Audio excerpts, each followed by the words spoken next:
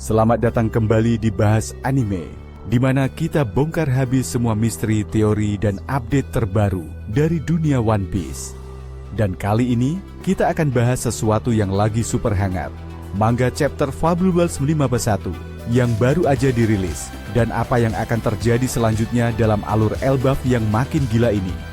Chapter 1151 jadi salah satu chapter yang paling ditunggu-tunggu di tahun 2025 ini. Setelah sebelumnya kita dibikin penasaran dengan teknik misterius milik Imu, Domi Reversi, kini pasukan pemerintah dunia secara resmi bergerak menuju Elbaf. Yap, mereka nggak main-main. Dalam panel-panel awal, kita lihat armada besar bergerak dari Mariezua. Ini bukan sekadar peringatan, ini adalah deklarasi perang. Tapi bukan itu saja yang bikin fans geger. Di chapter ini juga kita akhirnya dapat penegasan kalau Imu memang sedang mencari fragmen dunia lama yang konon tersisa di Elbaf, artefak yang berkaitan langsung dengan Joy Boy dan kekuatan kuno. Dan ini membuka banyak kemungkinan baru. Apakah kekuatan Nika juga berasal dari sana? Apakah Elbaf menyimpan senjata kuno atau potongan sejarah dari Void Century? Lalu, di sisi lain, Luffy dan kru topi jerami juga makin dalam masuk ke wilayah Elbaf. Tapi yang mengejutkan, mereka nggak langsung berhadapan dengan musuh, melainkan bertemu dengan sisa-sisa keluarga Dory dan Brogy, yang ternyata masih hidup dan menyimpan sejarah lisan tentang Dewa Matahari, Nika.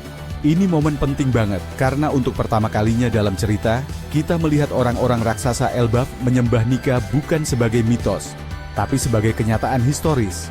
Yang bikin makin tegang, Sanji dan Zoro mulai curiga bahwa musuh kali ini bukan sekadar Imu, tapi juga pihak ketiga yang belum terlihat, kelompok bayangan yang muncul dalam siluet di akhir chapter.